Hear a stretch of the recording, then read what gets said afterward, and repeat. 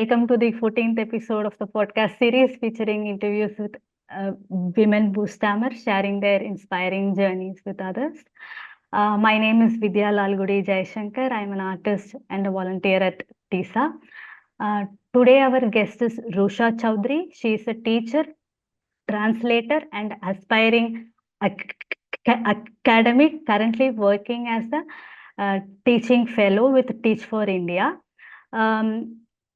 She holds a master's degree in English literature and cultural studies from Jadavpur University. I mean, as a person who stammers, she advocates for greater awareness and visibility of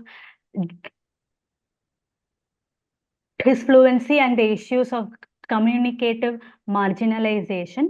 Hi, Rusha. Welcome to the podcast. It is a pleasure to have you here. So, before proceeding further, I would like to give a shout out to Pragati for helping me manage this meeting room. Thank you so much, Pragati. And hi, Rusha. Thank you. Yeah, thank you. First, I would like to congratulate you, Rusha, on being selected to present your paper on exploring Dysfluent experience and subversion in the Indian context at the International Conference on Disability Justice. So, I mean, how excited are you about this opportunity, and could you give a short, insight into your paper? Hello everyone. I hope I am audible. First of all, thank you so much Vidya for having me here, and thank you so much to Pragati for operating this thing. So yes, I am very excited, but I think I am also nervous at the same time. So basically this research, this was an idea which I stumbled upon from my work during my master's thesis, where I was exploring the experience of stammering in women, especially in India, and the representation on screen. So from that I sort of wondered, what if we could have a comprehensive study of how the experience of being a stammerer in India looks like, and how is it different from the experience of maybe someone who belongs to a different culture. Because from my education in culture theory, and how disability, gender, and every sort of intersectionality works in a given cultural and social space, I sort of understand that it differs depending on the location where you are, the culture where you are, the groups where you are a part of. So I guess from there, onwards, I sort of started to think about it. And then I sort of understood that it's not a very easy thing to trace, given that India is so culturally diverse. There are so many languages, so many ways of being, lifestyle, and everything. So this research, I wouldn't say that I am very proud of this research, because once again, I belong from one community in a mosaic of several cultures, right? So I can only sort of explore two or three places from which I can sort of understand the experiences, or maybe also hope to sort of understand. So in this paper, what I have done is I know two languages, Indian languages, which is Bengali and Hindi. So from there on, I have linguistically sort of tried to analyze the terms that we use to sort of designate a person who stammers. For example, in Bengali, we use the term totla. So it's totla. So it's a term which is very vague. Stammering itself doesn't really have like a direct translation in Bengali, the term totla is used in a very broad kind of a perspective, like, where uh, you can mean a person who stammers, but also someone who lisps.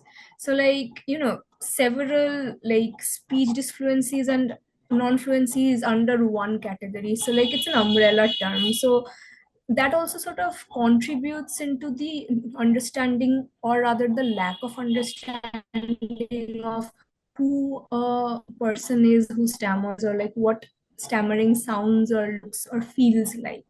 So that is one thing. And in Hindi, the term haklana, it is more clearly defined, because it means a person whose speech sort of is characterized with blocks and stuff.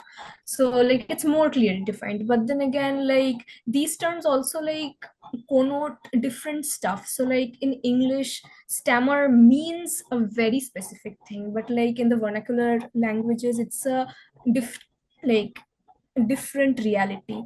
So that is what I mainly explore. And since also the you know uh, conferences on disability justice, I also look into the legal framework when it comes to the rights that people with disabilities get, or do not have access to. So when we look at the rights of persons with uh, Disabilities Act of 2016, we see that it's a very vaguely defined document, which is in fact an upgrade from an earlier act in 1995. But then again, it doesn't really do justice to the several kinds of people who have several different kinds of and degrees of disabilities, right? So there is no mention of the word stammer, or stutter or stammerer in the document, but there is one section which talks about speech disfluencies, or not disfluency, this word is not there, but speech disabilities, communicative disabilities. But that is also defined mainly along the terms of injury, or some kind of brain disease or something. So it's not a congenital thing like stammering from, say, when you were a child, but you got into an accident, an injury or something like that, and from that you got your stammering or lisping or something like that. So it's not clearly defined. And since it's not there, it is also difficult for persons who stammer to sort of ask for their rights in that case. So they are not a legally recognized group of individuals under the act. And it depends as to who would want their rights to be sort of validated by this act, because I know several people who stammer, who can smoothly navigate their lives through the whole their days and everything. For example, me, until the age of 15 or 16, I had severe stammering, which I during which I couldn't even articulate a single word. And during those times, I felt my rights to be very nebulous under any sort of legal protection, or even social protection. It's like my quality of life was being hampered. I didn't have the right to speech in the same way a person who has who is fluent has the right to speak. For example, a person who doesn't stammer, they can speak freely in public. They do not have that anxiety, not the stigma that they have to bear. But me, as someone who stammers, didn't have that. Hmm. uh, but like now, like with like exposure therapy and everything, I have been able to sort of like mask my stammering a lot in public. And that has improved my quality of life. So like at this point I will not actively go and ask for protection. But then again, there are several people, and I know a lot of people who feel that every day is a struggle, being like stammerer. And like how like they can't live fully. So like what about those folks, right? So this is a loophole that's there. So and the rest of the paper also sort of deals with the superstitions surrounding stammering, and the several like alternative medicine, like astrological gems which you wear and suddenly you don't have stammering anymore. These are like very ridiculous beliefs that are there, which sort of run around in the consciousness of people. And of course I deal with Bollywood as well, like how the representation of stammering in Bollywood sort of like creates a sort of stigma. And there's also gendered dimension to this whole thing. So yeah, that's all my paper is about. But right now the thing that I'm dealing with is how to shorten the paper to like actually finish presenting it in time. So that's what I'm dealing with right now. So that's Thank you so much, Tusha, for giving a short insights into such a huge subject it is. And I wish to read the paper sometime. And also, I wish all the best for it to get published in a journal so that everybody can see it. Thank you for sharing. And also, I would like to say, like, it is really refreshing to see that you have a master's in a core arts and language subjects, something which is very rare in India nowadays. So, what mm, motivated you to pursue these specializations? So like I don't think I would say that it's rare in India, because I think that people do go for like humanities and arts courses. But like there of course like there's a slump, like more and more people are going towards like the sciences and a specialization like being a doctor or something like that. So basically I have had uh, like penchant for like reading from when I was a kid. So like my mother has been the culprit behind this whole thing. She has been like reading to me since forever, and she's the one who like inspires me to like read more, know more, and critically analyze things rather than like accepting what I am given.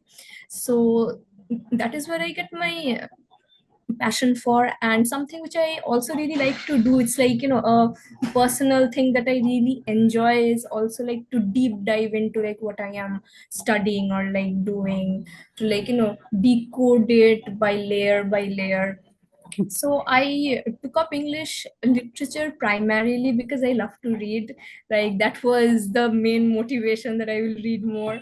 And through it I also sort of like explored what I could do, like uh, besides just like read books. Because like something that I think is changing in this discipline more and more as days go on, and something which people don't know, is that like English literature, this title is a little redundant, because in English literature you have more and more theory, cultural theory, social theory, more interdisciplinary, you know, like intervention, rather than just reading books. So like something that people mistake when they sort of think about English literature is that, oh, you'll be reading stories, that's all you'll be doing. It's very easy, there's nothing difficult about it. But then again, like when you do get into the discipline, when you get into the circles that sort of like sustain this field, you get that it's not just that, but like also a deep dive into like what is happening culturally. So like it's more of an disciplinary field right now which we are dealing with. So as a part of English literature, we are supposed to like read up on economy, on how culture works, various intersectionalities, because books and popular media entered any sort of entertainment media, be it theater, songs, or like everything is a product of its time. So like basically take what is happening in society right now and you inspire, like you basically absorb from it, and that is what you sort of portray in a book or a film. And like for instance, the Bollywood films that represent persons who stammer, right? It's not out of imagination that the screenwriters create these characters, right? They sort of like draw from the socially accepted idea of who a stammering person is, who how they sort of go about their lives, and this idea that they are supposed to be funny is also like inspired from what people in real life actually think. So these are like social documents which like we are supposed to sort of observe, analyze, and decode, and like also challenge. Like the most important thing for us to do here is like challenge, because like we know that like the popular idea is sometimes contrary to like what the real thing is supposed to be. For instance, like the idea that uh, persons who stammer are funny, like that is an idea that we are supposed to challenge and ask for rights and like ask for recognition, right? So like that is what it is about. And like I think I discovered this while I was after I started studying like uh, discipline, and I fell more and more in love with it because of that. And from there, and like this discipline, that is why also sort of gives you the opportunity to just go out of like the literary element into the culture of film, songwriting, and like everything. So yeah, you do get a lot of opportunities, and like also sort of explore yourself in theory, and like whether you can sort of come up with certain practices which happen in everyday life, but then again no one really recognizes it. So like if there is time, I would like to like give one example, if that's okay. Yes, please. So basically, like while writing my master's thesis, like something, so like my master's thesis was on gender and stammering, right, in Indian women and men. So like something which I observed was that like the representation of stammering is a little different for women uh, compared to men. So the whole idea of stammering being funny is more of a representation which you find in men, right? And for women characters who stammer, they're not really supposed to be funny, but like quirky, or in some kind of way maybe like people you pity.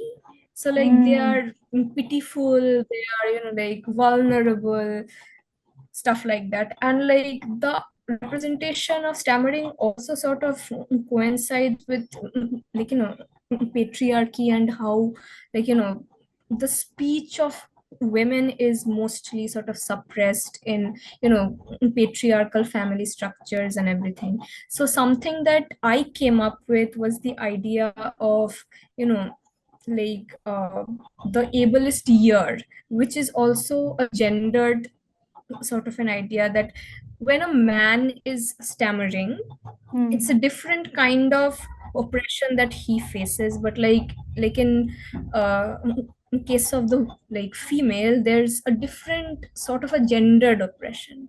Mm-mm. So like that you can also explore these gaps and like cracks. So yeah, it's a nice discipline. I would recommend it to people, like good films. Yeah, yeah, absolutely. Because I also mm, doing finance, which people think that it is only related to, I mean, painting or sculpting, but there is an interdisciplinary approach to that also. So I would, it's very refreshing to know about this, what is actually taught in these courses. Thank you so much for sharing. So as you, you spoke about how it is represented in Hollywood. So what what insights that you can provide, what insights that you come up with to create a more authentic and empowered representation in Bollywood? I mean, while, and also in language choices that they choose in movies, Indian movies, yeah. That's a very interesting question, but once again, just before I share what the thoughts are in my mind, I would like to say that I am not a filmmaker, so I would probably not have very clear ideas. But then again, as an audience, I do have thoughts about what could be mm, better, right? So firstly, in Bollywood up to this day, none of the characters who stammer has been acted by people who stammer, like real life people who stammer. And none of the directors or crew members which I know of are people who stammer, right? So there is no involvement of this population in the first place. So that is a gap, that is a huge gap. So how do you know about the real authentic perspectives when you don't even involve the people who go through it on a daily basis, right? So the most that has been done is going to a therapist and speaking about it. And I'm not sure if the therapist themselves were PWS, but then again, this whole thing uh, doesn't really sit well with me, that you would rather go to a doctor and ask about how to act as a PWS rather than asking a PWS themselves, right? Yeah. So it's a very medical, like a medical point of view, I think, because under the medical model, there's a tendency to minimize the experiences of persons who stammer, or anyone who has a disability, and making them a very small thing in this whole scenario. It's they are not the people who can speak for themselves, so you need doctors to talk about people who have cancer, or say uh, like you know uh, disabled folks, on the whole scene. So something which I I would would be more involvement of folks who actually stammer, to like you know uh, deal with real experiences rather than fabricated ones, rather than just a performance for the sake of performance. And like I said, most of the films has been a very burlesque, mockery laden, representation, where the PWS is mostly there on the screen to make people laugh, to be the scapegoat in in the whole film. And there was one film which I had found which seemed to have dealt like with this issue well, was a film called uh, Indu Sarkar. So like I liked the way it was dealt with, but then again the same problem that no one on the set was a PWS. And secondly, I think it was like, the stammering was actually sort of more of a tokenistic, thing in the narrative, and it was like used as, like an agent to like further a kind of propaganda which doesn't sit right with me. So like that kind of a usage, like, it's not authentic, right? You are not really talking about the issue, you are not talking about the stigma, but you are using this issue and the stigma to talk about something else. It's like furthering your agenda on something else. So Mm. I think like maybe more involvement, more like, interaction with the community itself, and just being sensitive while writing the story, and like, uh, like being sensitive and asking questions is the least one can do, I think, in this scenario. And Yeah. like as for language, well, the language is derogatory, like very derogatory, like it's filled with mock and everything. But like the film that I just like mentioned, like in the Sarkar. So like one thing which I really like appreciate about this film is that there is one dialogue which really sort of like resonates with this whole idea of fighting for one's identity as a stammerer. Is that like, there was this like relation made between the word haklana, which means stammering, and hak, which means the right to speak or like be someone, right? So uh like there was like a relation made that people who stammer also have the right to stammer, they have the right to stammer. So that was something which I really really appreciate. But then again, like overall the film was kind of spoiled because of its undertones and everything, Yeah. Yeah. So when you speak about language, there's one aspect of it is having a positive, language when we talk about stammering. And could you share some examples of words or phrases that you feel make a difference? Sure. So basically for me, I usually use the word stammerer for myself, but like when talking about someone else who stammers, or like a person who is disabled, I like, I always prefer to like use person before like disability. So like a person who stammers, a person with deafness, something like this. So that is, I think, like, something which I appreciate a lot. But I think the least one can do is like ask what the other person prefers. So like, so there is a direct communication. And like in, like, in English there has been a lot of reclaiming of language, like for example stammering, this has been reclaimed. Dysfluency, so like there are two phrases, like not phrases but like words, dis dysfluency and Sorry? dys dysfluency. So like dis Mm. dysfluency, like like the word that starts with dis, and one another which starts with dys.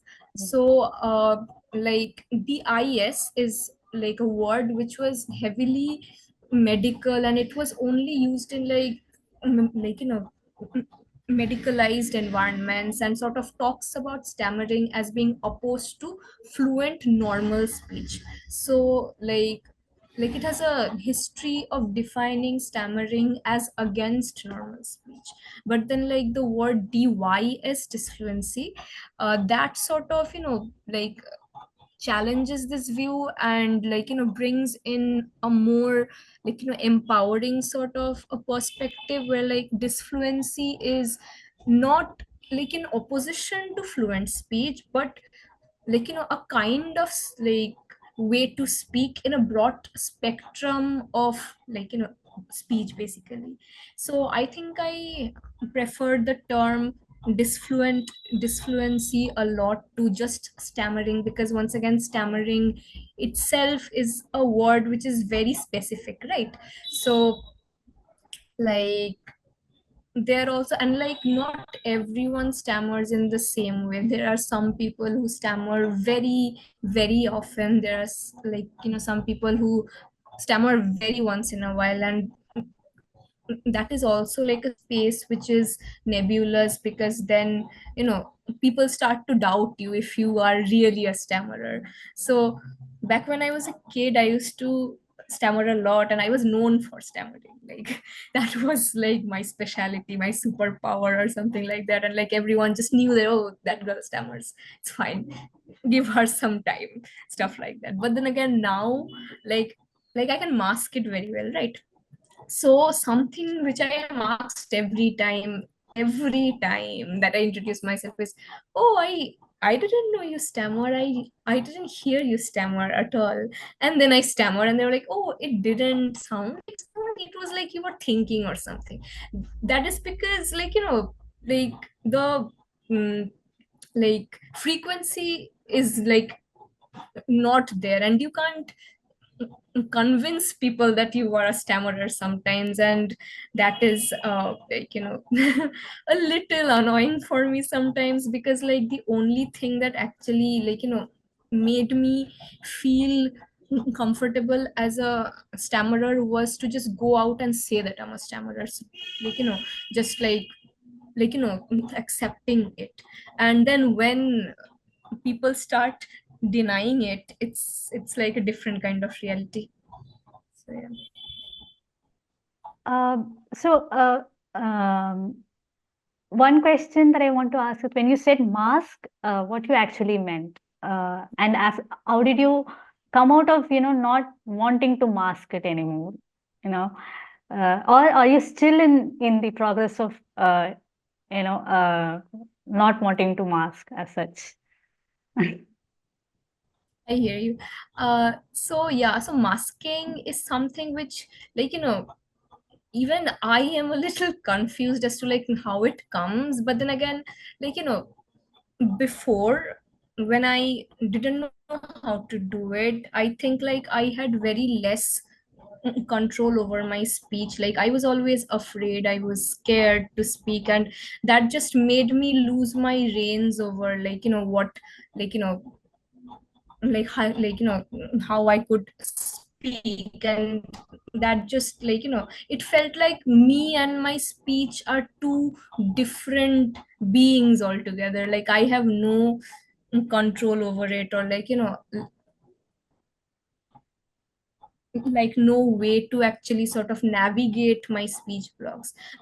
But like from the moment when I actually started to speak up in public, I like weirdly also came up with certain gestures with which I could navigate my blocks, as in like not stop stammering, but like when the block comes, I can do something that can actually like help me break out of the block. For example, like hand movements. Like I move my hands a lot because it like helps me give rhythm to my speech, and that actually helps me like break out of the blocks that sort of come. Or like if I am like caught up in a like repetition, I can just pretend to just think, like something which I usually do is like when I do get a block, I just like think like this, or like just make a gesture to like not show that I am stammering, it's just that I'm thinking. So like that, like that comes from the years of stigma, the years of like fearing that Mm. response from the other person. So it's like even now sometimes I can't like control it. It's like it just comes, it just like something inside me works to like save myself. Like sort of like a flight or fight response, and that masking, like the acting bit, is a flight response. It's like I'm like flying away from, like, facing or like showing who I really am. But the Yeah. fight response, yeah, but the fight response is better because then I don't have to hide my stammering, but navigate it, and try to sort of understand like how to sort of like quicken up the process of like being loose of the blocks, basically. So like I call it masking because most of the times, like I feel like I am also like using these techniques to make myself more fluent or something like that. So like I use the term masking for it. And yes, I think on a daily basis, I think I mask a lot because like even now I am just starting to like navigate my speech, like starting to sort of feel that I should be more confident. I wouldn't say that I am very confident right now at this moment. Like I would say that I am better uh, than I used to be. But yeah, I still have a long way to go, like a long way to you know really sort of get myself around who I really am, what my stammer means to me. So yeah. Okay. Thank you. Thank you for explaining that. Um, and so I saw one of your Instagram posts where you wrote about Crip Time, and how I mean, I wanted to know like how it relates to stammering. Yeah. Of course. So basically, I got the idea of Crip Time from reading this one book by Robert McClure. He is like, uh, mm, very important queer disability theorists, like right now, and he sort of like talks about Crip Time as in to sort of demonstrate or you know like explain the presence of disabled experience in real time, in during the times of globalization, and how it is even if it is invisibilized or not spoken about or hidden behind us, it is still there. There's a very stark presence of people with disabilities, and how they are claiming their rights even during times that sort of try to snatch away their rights. So these are grip times when you are raising your voice very consciously, and looking at things from the perspective of a person who stammers, a person who has a disability, and that sort of colors your vision of things, right? How things should be. For example, I am someone who stammers, and so speech is a very sensitive topic for me. So whenever I like uh, attend lessons on speech, for example, as a student of English, I had to attend a lot of classes on rhetoric, oratory, and stuff like that. So that is something we start with Plato, Aristotle, Cicero. They basically sort of came up with the rules of perfect speech with no repetitions, interruptions, anything. And that is an ideal which has come down to this day. So in school also we are trained how to uh, speak in elocutions, or just recite, perform, and there should be no like you know repetition in it, no block in it. So that is something which I challenge as a person who stammers, because no speech is perfect. I think the idea of fluency itself is something which needs to be challenged. So like that is your consciousness in these Crip times, when you are challenging the idea of chromo normativity. So like it's a big word, chromo normativity. It was Can you just coined by type a that theorist word in the who, chat so that sure, everybody sure, I can? can, I can. Yeah. I will just type it out here. So it's chromo means time, normativity, which means something which is normal. So like what is normal time? Like, what is the normal division of time in which one should finish a work, or like one should be speaking something, right? So like that is a very capitalist idea, because like once again, in a capitalist world, you don't have time for anything, and your whole day is sort of like designed in a certain way where, like, you are supposed to sort of commit yourself to the work, rather than also have some free time for yourself, very less time with your family and everything, and like, everything is timed in a certain way, so there is no flexibility. So that was the idea that the book started with, and then it sort of moved on to sort of how perspectives of time also vary. Like, so, like, in science, like in physics, we sort of like understand that time is a very, like, like, how should I say it, it's a very fixed kind of a variable. So like there is, like, nothing as objective as time. But then again, in human consciousness, time is also something which is a little subjective, right? So like persons with disability, like, experience time in a very specific sort of way. For example, someone who stammers experiences time, like, in a different way. They need a little more time to sort of like articulate, like, uh, like what they want to say, and it's their right to have that time to articulate. Like, time is not anyone's property that it can be sort of, uh, compartmentalized and just fixed like that, right? If I am someone who stammers, like, it is like very ableist if you do not give me a time to sort of like, finish my thought. If you, like, like interrupt me, or like, stop me, because like it is also my right to speech, and my right to speech also sort of comes with my right to talk.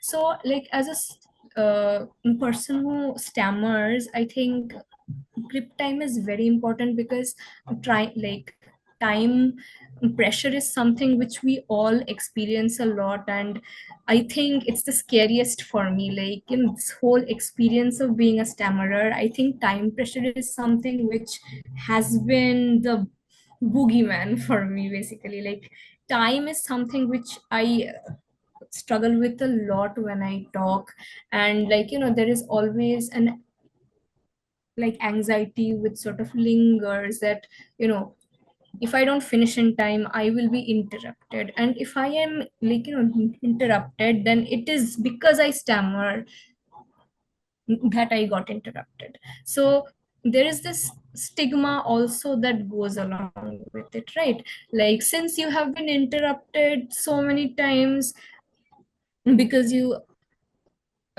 stammered, it's an idea that sort of comes to you very naturally, that if I am interrupted this time, it is also because I stammered. So yeah, like that's how I relate to it. Did that answer your question? Yes, yes, yes. Thank you so much. Because it's something like we as stammerers, uh, not even while speaking, even to start speaking, we take our time to, start, because there were instances where when I uh, before I say hello, people will, cut the call thinking like the call is over, like that. So it's like very important, the trip time with respect to stammering. Thanks for explaining it. Um, my next question is: you are currently exploring the gendered aspects of stammering. I think you talked a bit about it. So how it is progressing now for you? Can you share some reflections on that thing? Sure. So like the thing on gender, I started like exploring it during my master's thesis. So basically, my thesis was on this whole experience of gender. So like I said, that like the representation of stammering has been a little different for men and it has been a little different for women. So like for men, there has been this whole idea of fun, of jokes, mockery and everything, because there's this idea of emasculation, or being not man enough if you have some kind of speech or communication disability. like you know uh, there's this idea that men are supposed to have the loudest voices in the room, they should be very assertive and everything like that. Now if you stammer, you might be less than like a normal man, right? So this idea has been used a lot in Bollywood. So like that is something which I talk about in my paper, that it's always those men who are emasculated a lot. They are sort of like dressed as very you know like uh I like uncouth, funny way, and they are the ones who are stammering. So like it's a very conscious way to prepare them, that this uh like you know whole you know scenario does. And for women it's different in the way that for females who stammer, the impact shouldn't be to make the audience laugh, but then again their beauty is something which is emphasized a lot. That yes, they stammer, but they are extremely beautiful, and their beauty makes up for their stammering. So Mm. there is this film called Ajab Prem Ki Gajab Kahani. There the female who stammers is played by Katrina Kaif, and she has been dressed up as this beautiful girl, very flowery, absolutely beautiful.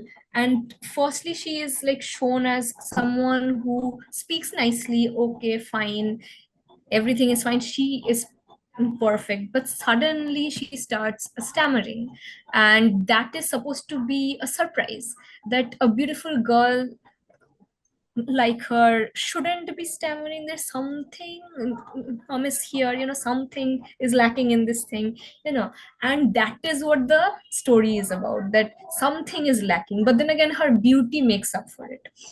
Similarly in Hindu Sarkar also, the female who stammers, yes, she stammers, but she has grown up to be very beautiful.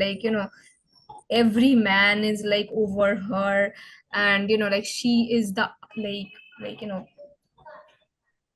epitome of a perfect like housewife. And there are scenes where she says that, well, I stammer, that is something that I am a little insecure about, and her uh, husband to be says, that is absolutely fine by me, you are beautiful, you will be a good wife, that is all for me. Mm. So there's always this tendency to gloss the like stammering over.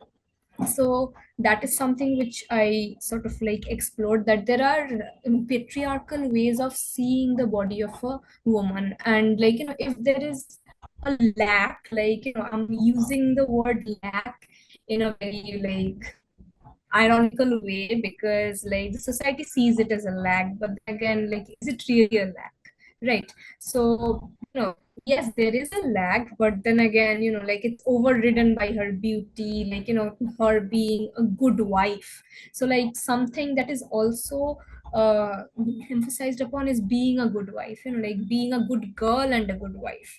So like yeah.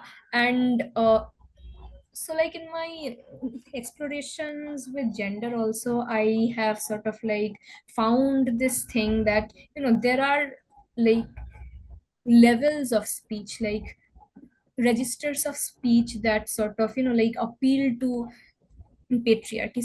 So like uh like Hindu Sarkar, uh as long as she is speaking like in favor of her husband, her like stammering is actually like accepted by him. He's like, no, I don't care about your stammer, like you are like agreeing with me, and we are like-minded, you support me and everything, you are a very good wife, so I don't care about your stammer. But the moment that she actually went against him, like she's like started to like ask for her rights as a woman, and like like differ from him.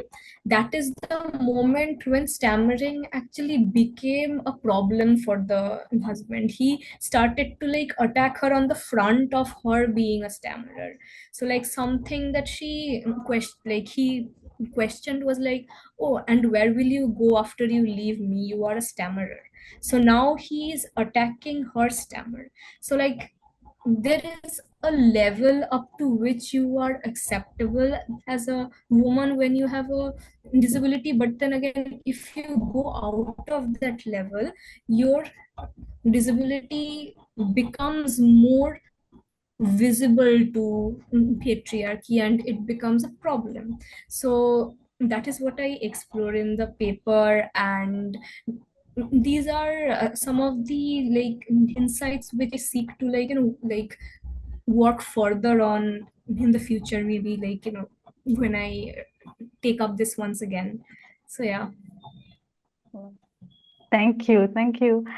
It's really interesting what you shared. Makes us to go and see the movie and, criticize ourselves, criticize the movie by ourselves. Yeah. I wanted to do that actually. Thank you. So that brings us to the end of my questions. So now I would like to welcome our audience to share their thoughts and comments and any questions.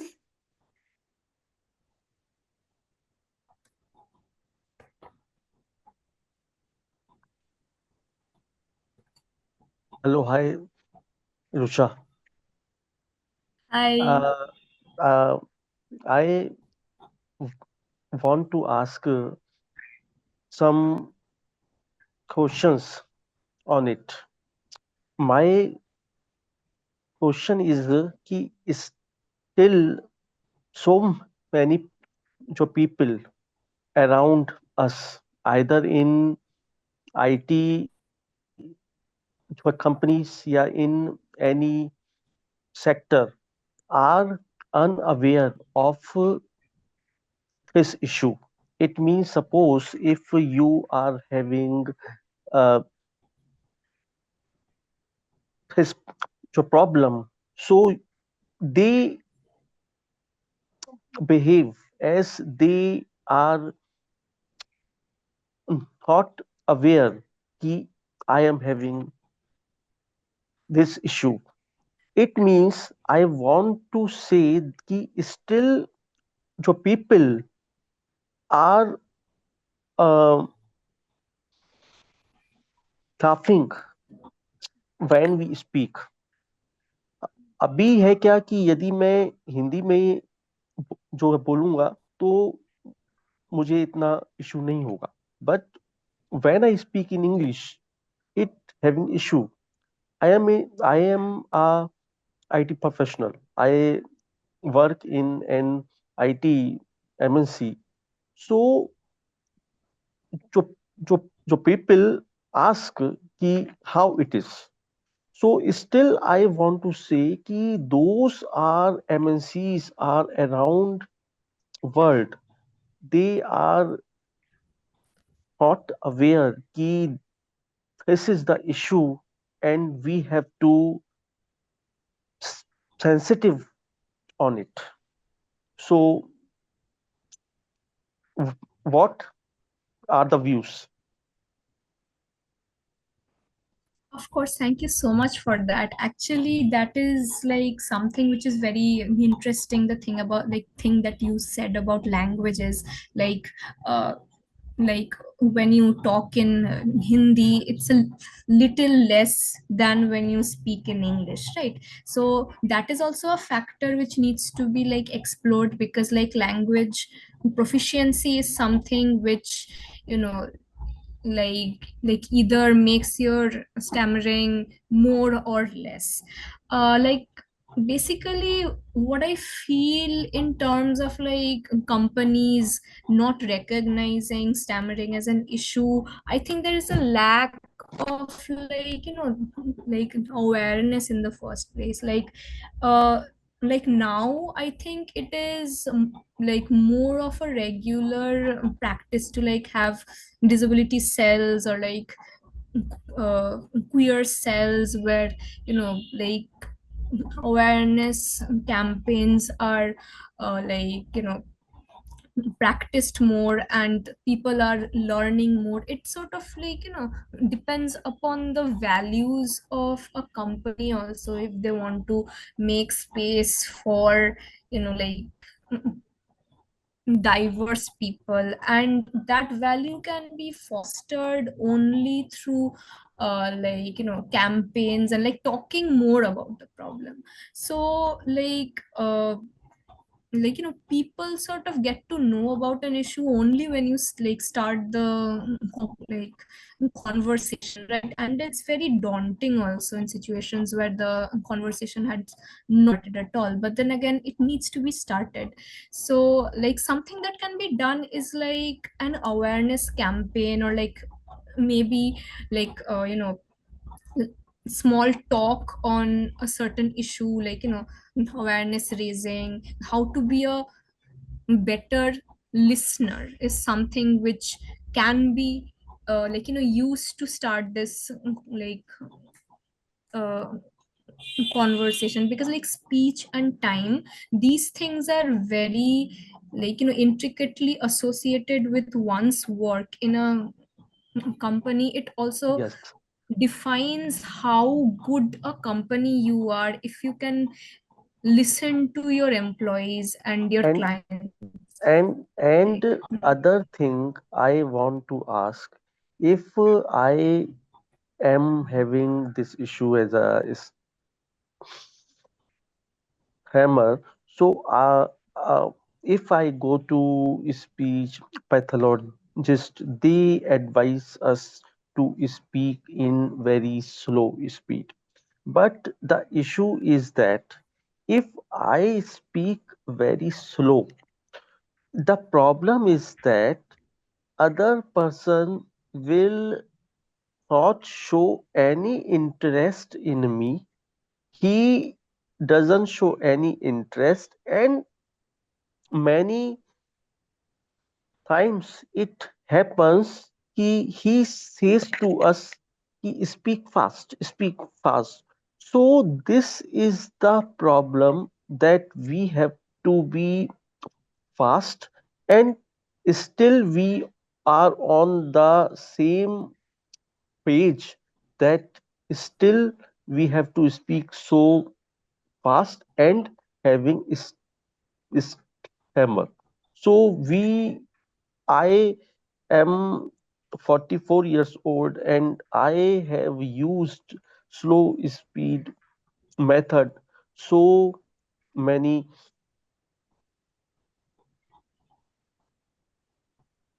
times.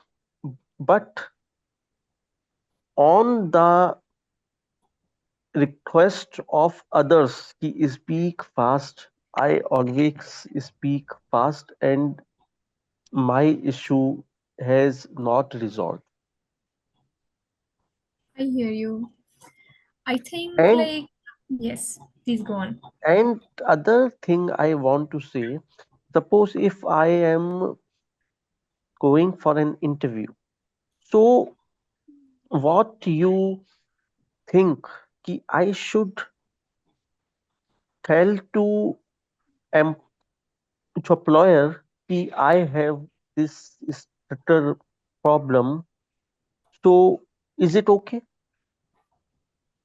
Sure, thank you so much. Like once again, so like the first thing is that like I am much younger than you, so like very little experience, but like I would like answer from like what I usually do. So like something that I do is like I mention that I have a stammer, so and like try to sound as confident as I can when I mention it, because I have seen this difference. Because when I started giving interviews for the first time, I would be very nervous and scared, and I would just like say it like I have done a crime, that I stammer, I am a criminal or something like that. And like the like attitude that the interviewer showed me then is much different from when I mentioned it as a part of me, that I am Rusha and I am a stammerer.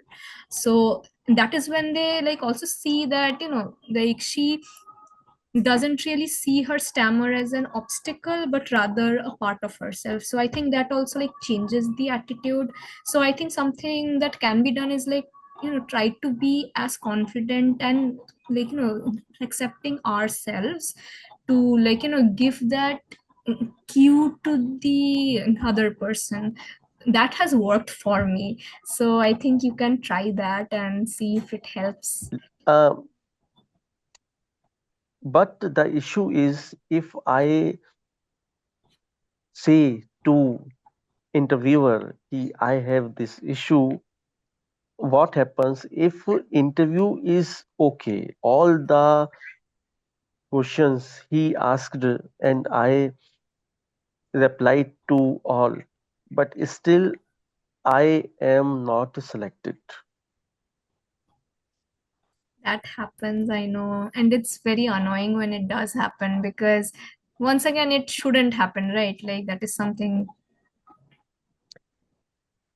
And and because of it, the issue is कि I always have to clear a lot of rounds, lot of. It means suppose if someone those are without stutter are going for an interview, they only have 4 and 5 of interviews and they select. But for I, I used to always 50 to 70 of interviews. After that, I select because someone is a जो है फरिश्ता is a farishta a, a between 50 of interviewer understand the skill I have. He understand Mm, I have the skill, but I have this issue as a disorder, yeah, as a mm, disability because he is very sensitive. कि I have this issue. mm. I have to survive always in on earth with this issue. Yeah. So I want to say कि in our society, in our uh, institutions, people are not sensitive. Yeah, you Yes. can say कि either they are not aware, either they don't want to understand it. They just um, understand कि भाई this person have a disability या have a disorder. So there is still a stigma, you can say. Yeah, you can say there is a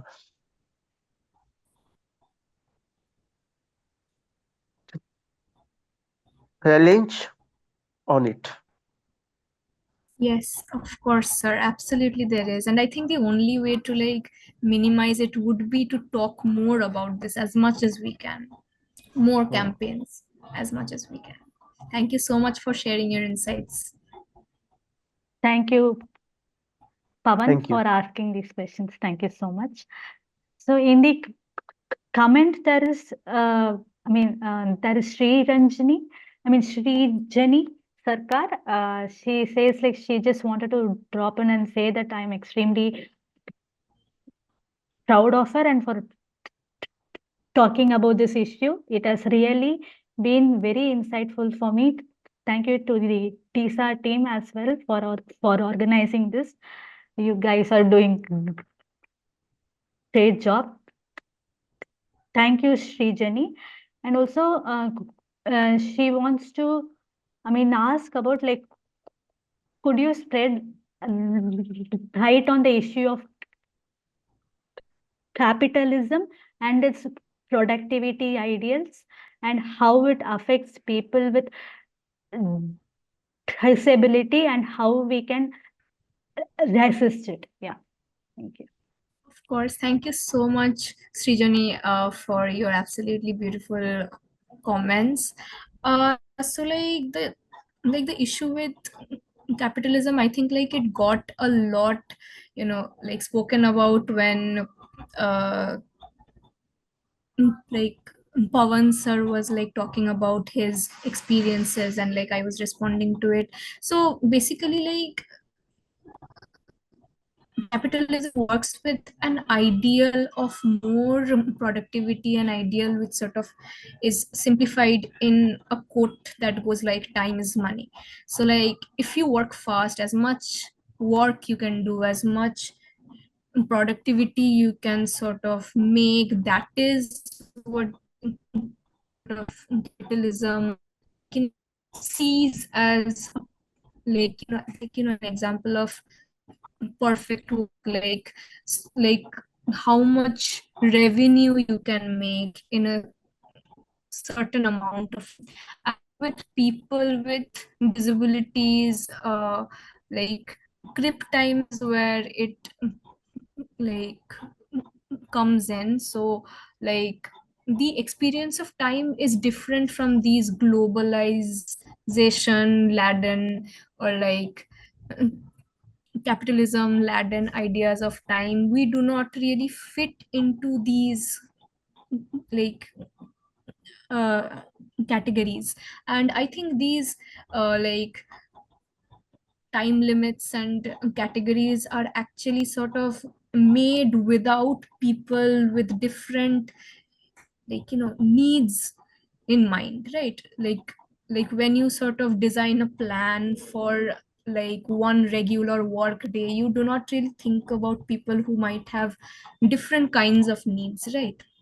So of course, as a result, people with stammering, people who are disabled, they are excluded from those like activities, and they feel like they don't fit into those categories and sort of feel like they are not normal, and like that is where you experience not being normal.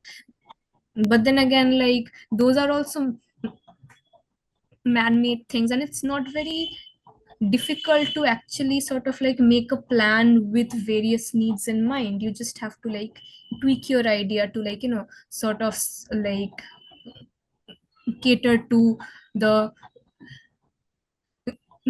uh, diverse folks that you work with.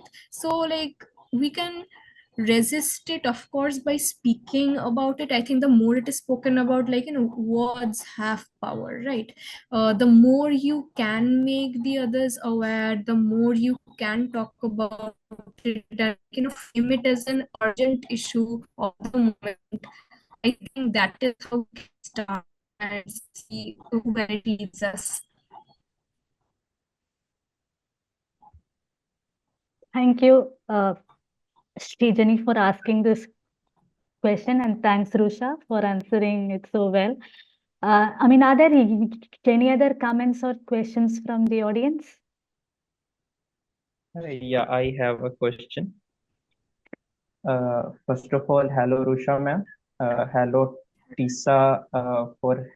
Thank you so much for having me here. First of all, and I just want to ask Rusha ma'am that what I have experienced so far is that there comes two approaches. One says that you have to accept your stammering and you have to face it, and you have to say your subconscious mind that you are going to stammer when you speak. And the other thing is that you have to go for all the possible solutions to overcome your stammering. So are these approaches same, or we can consider them differently? And what do you think, what could be the best approach to have an implementation on?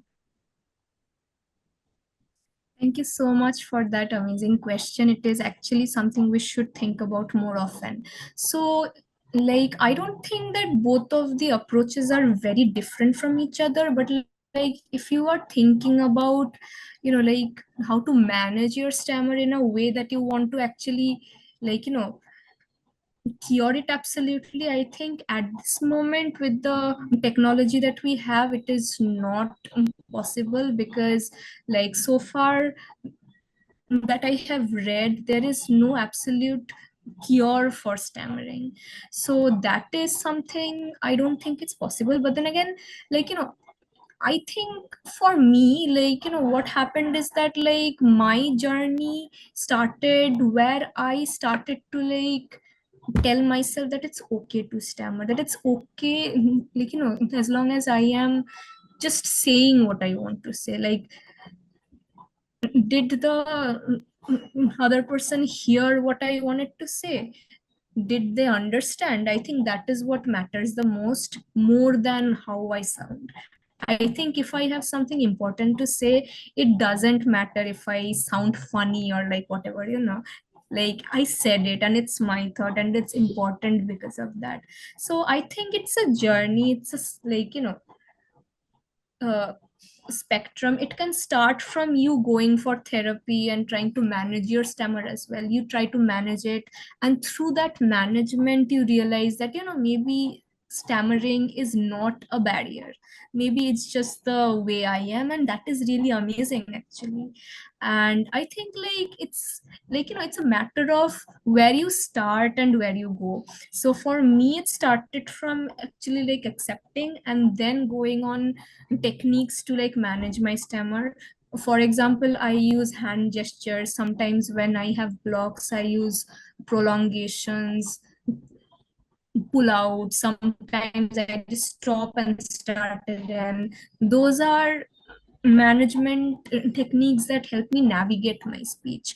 So yeah, I don't think that they're different, but like, like diverse way of approaching it. But I think at the end of the day, the goal is to just be yourself and just voicing your opinions. I think that is more important than like, sounding fluent. And the more we do it, the more we show the world that it is how it is. Like, my stammering, my blocks are not more important than what I want to say. I think the more confidently we show it, the better the world actually sort of understands. Even they sort of like, start to think more positively, like, about persons who stammer. Yeah, and also to iterate what you said, I mean, earlier, choosing positive language to talk about, I mean, our own stammer is very important. Like we projecting it as a problem will only make others to think that it is a problem. So that is something. So that comes with acceptance. That's what I feel. So Abhirup Banerjee wanted to share something. Abhirup, you have written a comment. Would you like to expand on that?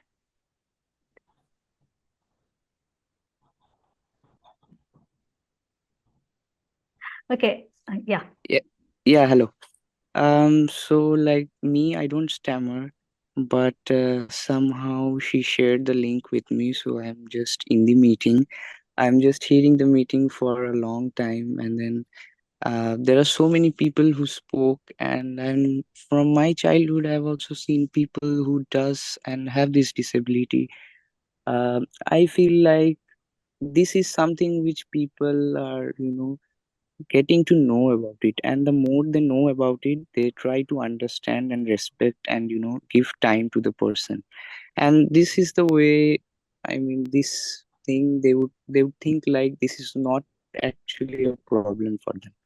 And slowly this way, I think these things will disappear, because these interview waivers and this is really an obstacle. I mean, even if you talk with somebody and then you feel like you are not being listened, so these things will only become a habit. Like the more you speak about it, the more you know about it. So, and thank you, Rusha. It is beautiful to hear so much from her. Thank you. Thank you Thank you so so much. much. Thank you, Virup. Thank you. Any other questions from anyone, or comments you want to share? Hi, Soma, would you like to come on the screen?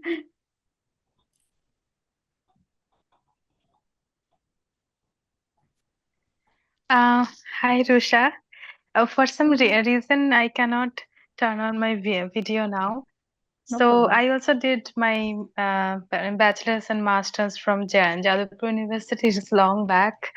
So nice to hear the whole podcast. I enjoyed it thoroughly, and yeah, I am a member of TISA from long. I think it has been 12 to 13 years. Wow, thank And you. I really enjoyed, yeah, your journey. Thank you for sharing your thoughts. Thank you so much for joining today, and it's really nice to meet another fellow Jadavpur person. Yeah, JU rocks. Thank you so much, Bye. Soma. Thanks a lot. Bye. So, are there any other questions or comments? Hi Rusha, how are Hello. you? Hi, I am Yeah, fine. How are you? yeah, I'm doing good. Yeah, yeah, thanks. And see, when I and in my house, see the parents are seeing mm, the mm, matches. How to explain the goal? Where am I stammerer?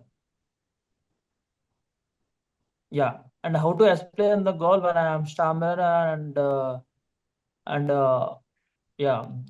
That's what my question is. So like how to like accept your stammer? Is that the question? Yes, yes. Yes. Yeah, not I think. Mhm. yeah. Is How to explain and how to explain the goal? I'm a stammer, and yeah, that's and I'm saying that I'm a stammerer, and see that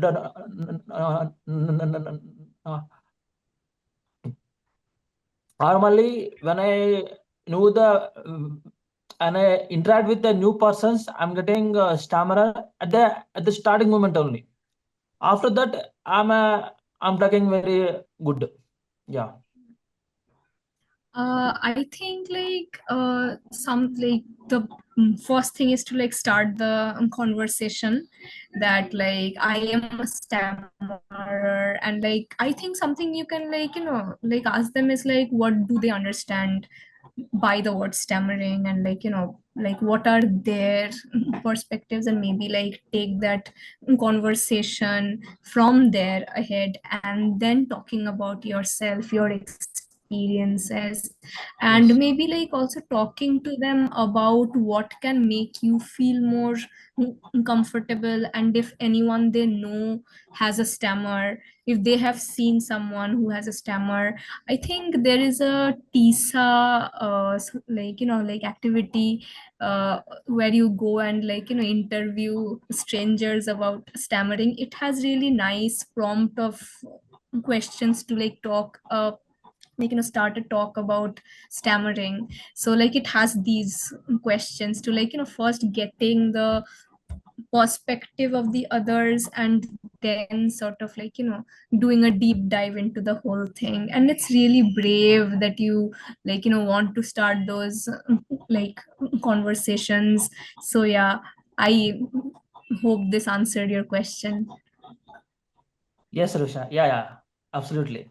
Yeah, Thank you. yeah. And it was very, and it was started at 8 p.m. Now time is 9:30. It was very long, and Alma Masar saying thanks for your time. Thank you. Yeah. Absolutely. Thank you, Ravi. Yeah, it's been Yeah. a long podcast. Thank you patiently for, Yes, yes. patiently for waiting till the, end of the podcast. Thank you so much. Yeah, and answering all the questions very patiently, Rusha. Yeah, it was great. Thank you, Rusha, for that. Yeah. So, are there any other comments and questions from the audience? Yeah, actually, I just want to say, Ma'am Rusha, thank you so much for this kind of thing that you have shared with all of us. Thanks for all the insights. And yeah, that's all. Thank you so much, ma'am. Absolutely, and thank you so much for being here and listening. Thanks a lot. It means a lot to me. Thank you. Thank you, Rusha. Yeah, thank you so Thank you much so to much. everyone here, and also thank you to Rusha again for sharing all your thoughts, opinions, insights. It's so interesting and so educative. Thank you so much. Yeah, bye to audience also, and thanks to them for everything. Thank you. Thank you so much, Vidya, for having me. And I really, really hope that the series just goes on. I can't wait for the next episode. So good luck. Thank you so much, and all the best for the conference also to you. Yeah, thank you. Thank you so much.